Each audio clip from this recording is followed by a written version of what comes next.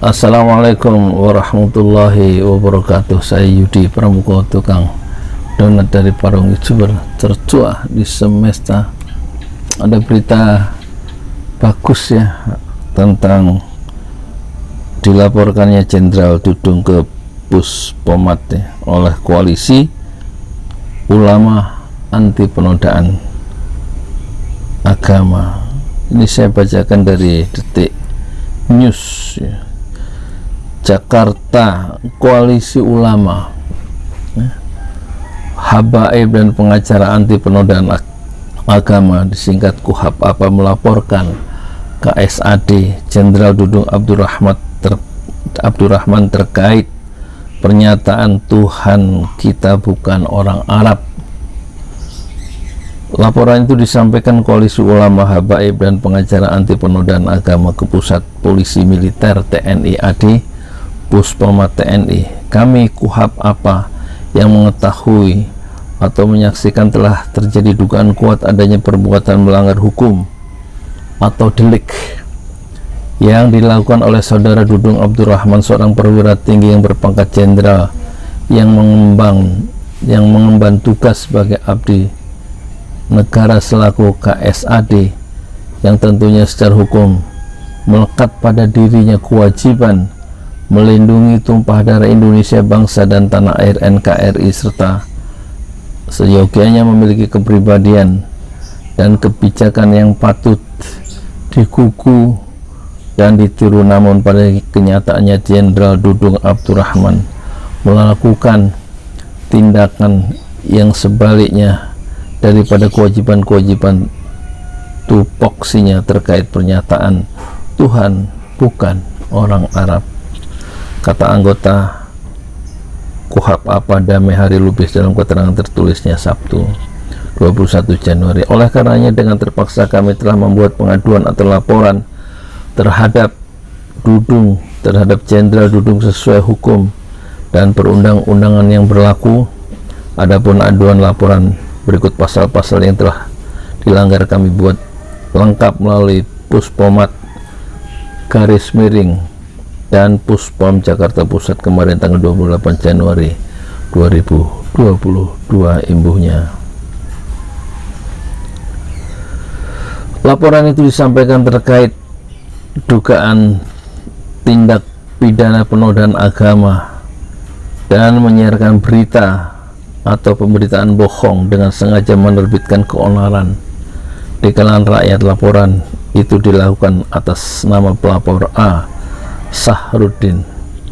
Adapun Dudung dilaporkan melanggar pasal 156 KUHP, pasal 156A KUHP, pasal 14 dan pasal 15 Undang-Undang RI nomor 1 tahun 1946 tentang peraturan hukum pidana, pasal 16 Undang-Undang nomor 40 tahun 2008 tentang diskriminasi ras dan etnis, pasal 27 ayat 3 Yunto, pasal 45 dan pasal 28 ayat 2 Yunto, pasal 45A ayat 2 Undang-Undang RI nomor 11 tahun 2008 tentang informasi dan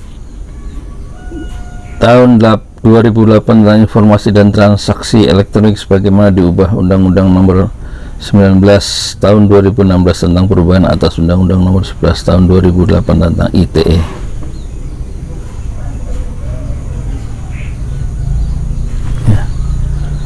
Jadi laporan tersebut ya berkaitan dengan pernyataan Dudung dalam video yang dipublikasikan di podcast ya YouTube Deddy Corbuzier berjudul "Seram naik darah saya, ini NKRI Bung". Video tersebut dipublikasikan pada 30 November 2021. Pelapor mempersoalkan pernyataan Dudung yang menyatakan, makanya berdoa ini, kalau berdoa mas, kalau saya berdoa setelah sholat, berdoa saya si simpel, ya Tuhan, pakai bahasa Indonesia saja karena Tuhan kita itu bukan orang Arab. Saya pakai bahasa Indonesia. Dan memang mengatakan laporan itu dilayangkan koalisi ulama pada 28 Januari kemarin dan diterima oleh Agus Prasetyo. Dalam berkas laporannya, pelapor menilai secara sadar terlapor Jenderal Dudo menghina salah satu agama di NKRI, yaitu agama Islam. Terlapor mengatakan Tuhan sebagai orang dalam kurung makhluk yang bukan berasal dari Arab, oleh karena Tuhan dalam kurung Allah Subhanahu wa Ta'ala bukanlah orang dalam kurung makhluk, sehingga tidak terkait pada suku ras tertentu. Lebih lanjut, Damai Hari Lubis menambahkan, selain mendesak pengusutan kasus Dudung, Koalisi Ulama mendesak agar kasus penembakan kilometer 50 di Tol Cikampek juga ditindak tegas hingga membongkar pelaku utama. Harapan kami adalah semoga maraknya peristiwa delik penodaan agama, ujaran kebencian dan lain-lain yang dilakukan oleh individu atau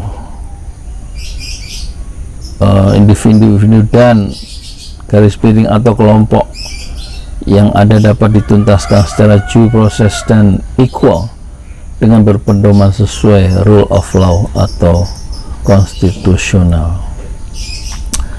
Ini ya, zaman sekarang ini zaman fitnah ya, saling lapor, dan kita tentu mengingatkan pejabat-pejabat publik yang semakin tinggi jabatannya tentu memiliki tingkat kewajiban moral yang lebih tinggi untuk menjaga ucapan-ucapannya di hadapan masyarakat. Setidak-tidaknya dia harus sadar bahwa di lingkungan dia, di ucapan-ucapan yang dia lontarkan itu selalu menjadi santapan pers, santapan wartawan yang ada di sekeliling dia.